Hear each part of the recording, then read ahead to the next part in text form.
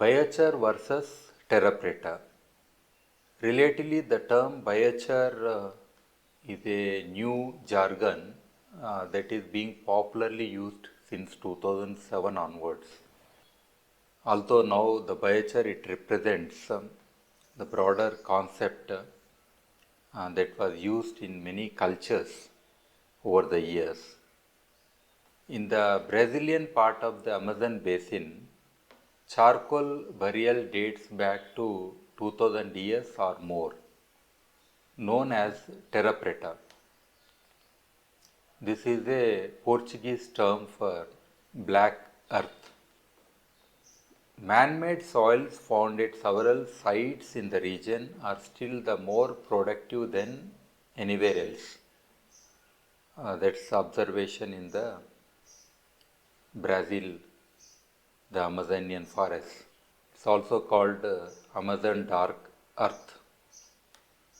Producing terra preta involves the application of stable organic matter in the form of biochar. That is nothing but fixed carbon. Biomass derived black carbon or charcoal otherwise, that is used in conjunction with nutrient additions. Such biochar is very stable, providing and retaining nutrients for millennia. Terra preta was first described by Charles Hart in 1874.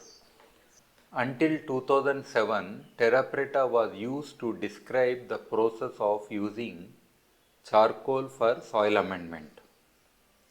The central question was, is it possible to recreate terra preta now? As I said, the term biochar has only been used extensively since 2007. Biochar is part of Terra Preta science. Terra Preta is more broader, and charcoal is only one of the aspects the two have in common. Means between biochar and Terra Preta, the common jargon that can be used is charcoal. But the values that biochar and Terra Preta bring up, I'm saying, within the study of biochar, there is not much scope to discuss rural trash or cultural and traditional aspects of biochar's use,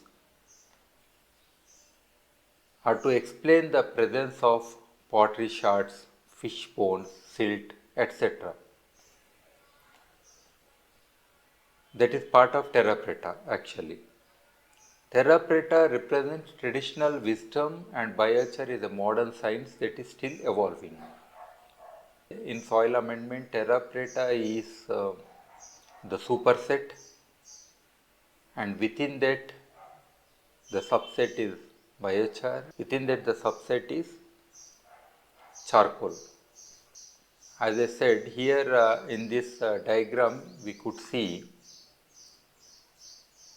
we have biomass from the plants as a source, and pyrolysis is the process, and the charcoal is formed. So this particular charcoal having many other aspects makes it terra preta. So it's a combination. It should have good air, water, that is moisture, pottery shards, animal bones, fish meal, urine, green mulch, compost, mineral, soil, and the soil microbial life on a large scale. So everything together constitutes the terra preta. Whereas the biochar that currently which is popular and we are using, as compared to the traditional applications of the charcoal with amendments or mixes, in biochar the currently what we are using has some limitations. So we are having the charcoal same from the plants through pyrolysis, it is formed, and we have air, water, it can have compost or fertilizers, and the soil where it is applied, and we have the soil life and microbes. So this biochar has this kind of environment.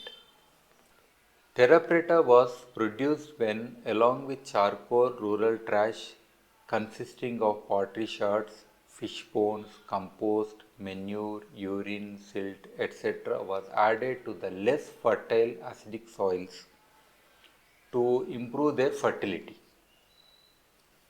Amazon is located in a high rainfall area, so there is a problem of leachettes and loss of fertility and degraded soils we have, and because of high biomass, and we have acidity nature of the soils, so retention of nutrients becomes very difficult.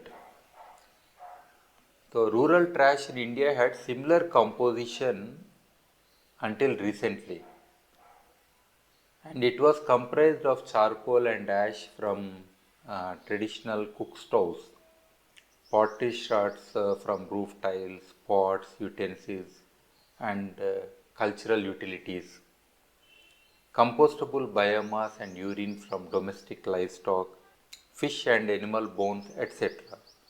These materials were collected in farmyard manure pits, composted and spread over the fields. Charcoal, which is a byproduct of traditional stoves, is added to the farmyard manure or compost, inoculated naturally with soil microbes, and later taken to the field and applied to the soil. So Terra Preta is the term given or used in the Brazilian and Amazon forest context. But actually such kind of materials had been used in India historically, although it may not be documented so much. Traditionally, in the absence of pesticides and chemical fertilizers, native soil microbes and other life forms flourished. Very little soil life exists now. Biochar is a recent term, but application of charcoal to the soil in conjunction with other additives is a practice as old as civilizations. Terra Preta in the Amazon, Rab in India, Babito in Cameroon, and Bokashi in Japan are some examples which are similar to Terra Preta. So biochar is considered by some as an immediate solution for soil fertility management, whereas Terra Preta is a cultural practice and a long-term solution.